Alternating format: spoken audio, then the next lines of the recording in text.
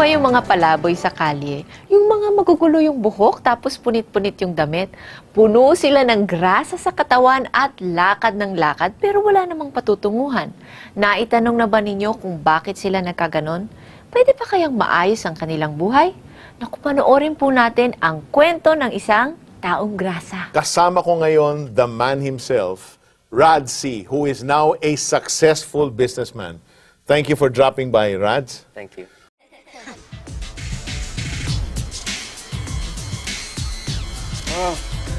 Ito. Buha mo to. Ano to, Kuya Jim? Yan ang secret weapon ko, Rads.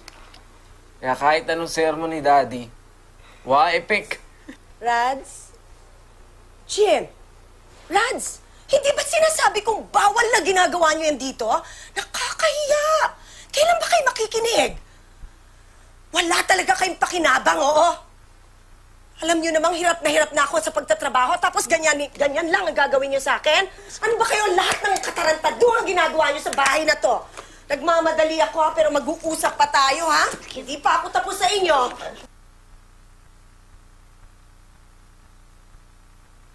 Kung pansinin niya si Mami, Tol. Wala naman pakialam sa atin yan. Pero maganda rin nandyan siya. May makukupitan tayo, pambili niyan. Yeah! Sige na, Tol! Bakit ba kayo nagmamadali? Bakit gusto niyo nang magpakasal? Bakit hindi niyo muna intayin matapos ng kolehiyo yun si Dada? Ma, butis po ako. 2 months.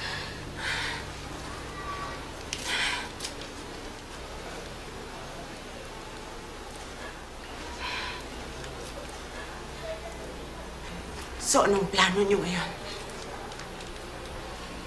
Asikasuhin ko na po yung papeles namin para sa kasal sa City Hall.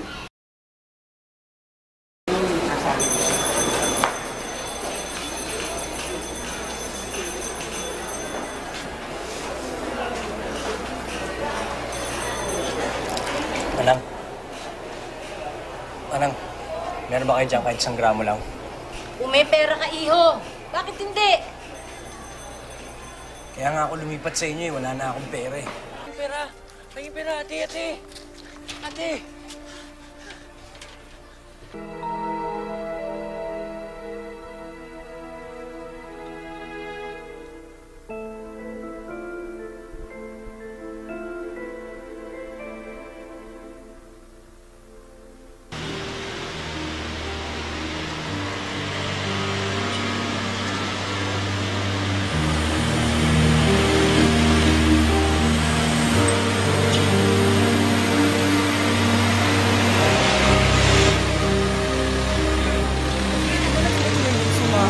Look at Daddy.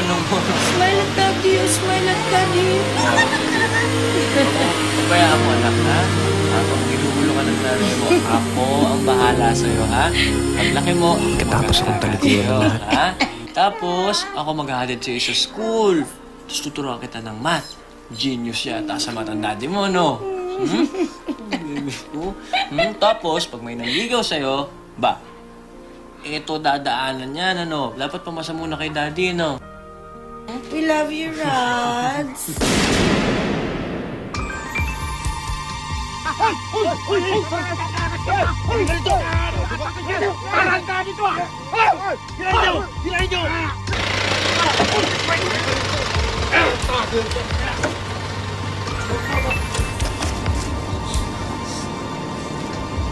Daddy!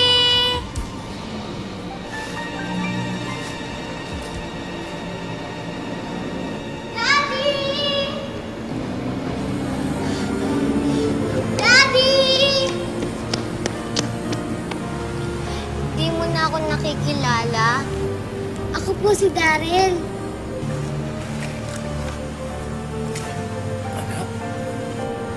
Di mo na ako nakitang lumaki. Masarap po ba dito sa kalye? Masarap po ba ang drugs? Daddy, kailan ka ba uuwi? Gusto ka namin makita ni Mami.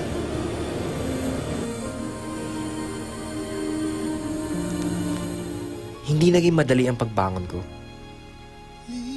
Unti-unti kong binago ang aking sarili.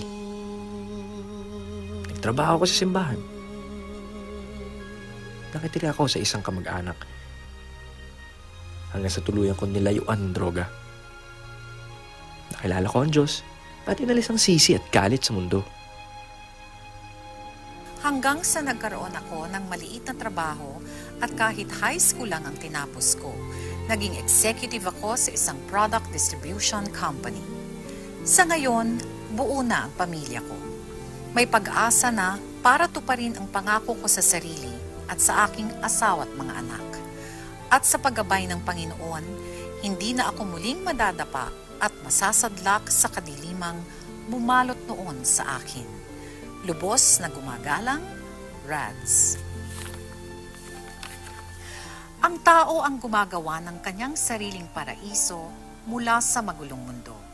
Siya rin ang bumubuo ng isang pamilyang matatag at isang tahanang puno ng pagmamahal sa kabila ng mapapait na karanasan. Siya rin ang nagpapatibay ng kanyang paniniwala at pag-asa sa gitna ng panahong walang katiyakan. Ito po si Charo Santos na nag-iiwan ng isang magandang gabi sa inyong lahat, kapamilya.